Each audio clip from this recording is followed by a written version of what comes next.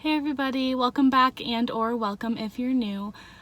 This is the first video that we're making since we posted about our miscarriage.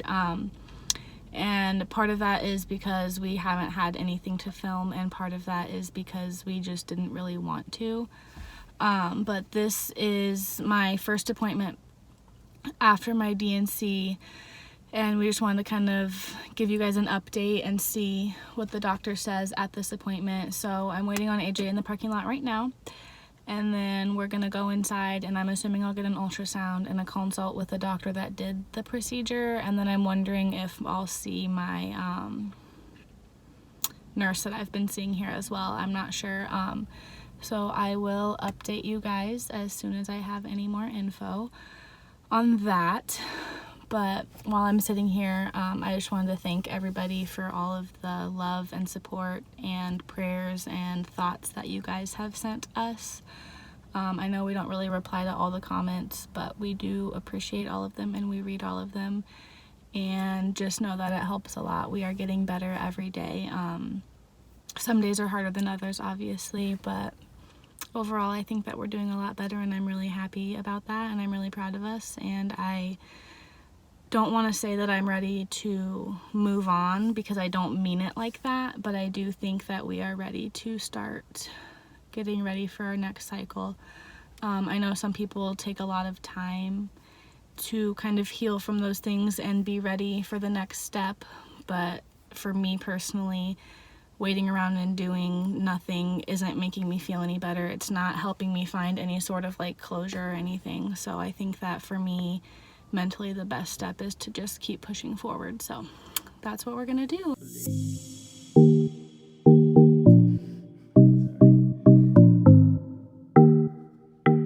That you asked that. Yeah. Now you know, maybe it could be maybe a little spot of Hopefully. Hopefully not. Wow, this is a good look for me. I have a mullet. Shut up. I can't believe you just did a mullet. Well, I was gonna update them, but the wind started blowing, and now I probably can't hear myself. Can't hear us. Yeah. When we stop walking, maybe it'll be better. Update.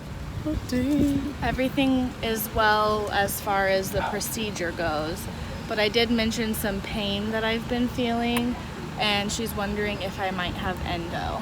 So the next step is to decide, do we do the surgery to check for endo and then transfer, or do we see what happens with the next transfer, and then if something happens, check for endo? Because she told me that when you have endo and you become pregnant, pregnancy kind of puts it in remission.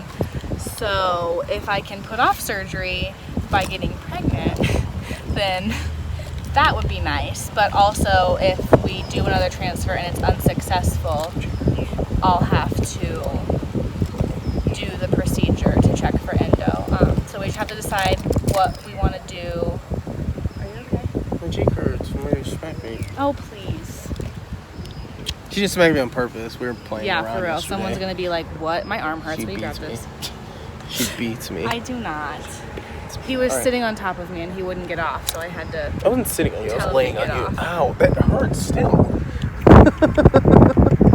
Alright, love you. Right. It's my third time now trying to film this clip, so let's see if the third time's a charm. I just wanted to hop back. So far, not so good. I just wanted to hop back on and update you guys, because I realized that I just kind of mentioned endometriosis really quickly and didn't really explain a whole lot what the appointment was about. So basically, everything with the miscarriage and the D&C is fine. I'm not having any problems with that. They didn't do an ultrasound. It was just like a, how are you feeling? Are you still bleeding? Are you still cramping? You know, type of deal.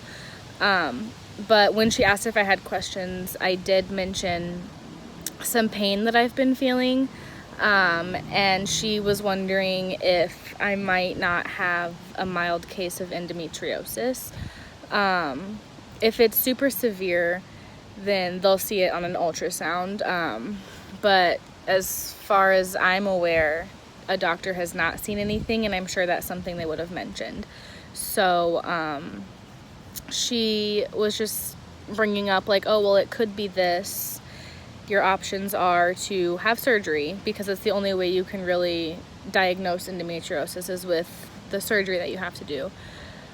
And she said you can either do that before your next transfer, or you can see what happens with your next transfer, and if something happens, then we'll go in and do the surgery. And I chose to wait because I've had lots of procedures done within the last few months, and if I can save myself another one, I'm gonna do it. So we're just gonna wait and see what happens with our next transfer.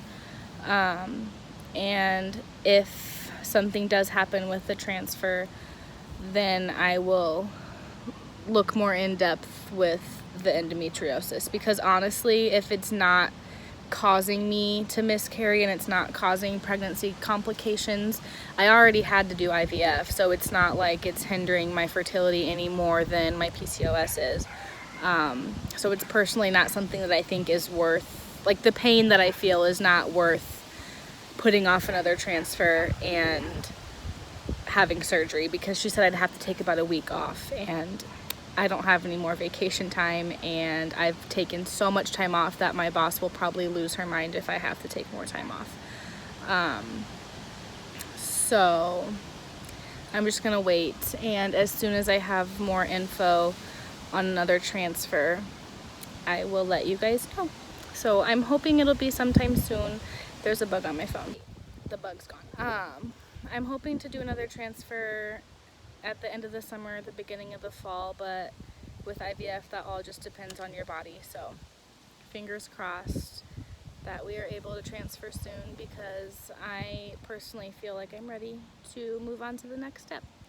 So I don't know how much I'll have to film between now and when we decide on a transfer date, but I do really enjoy filming, so I'm gonna try to make some videos here and there for you guys. But yeah, that's all I have, and I will see you in my next video. Bye!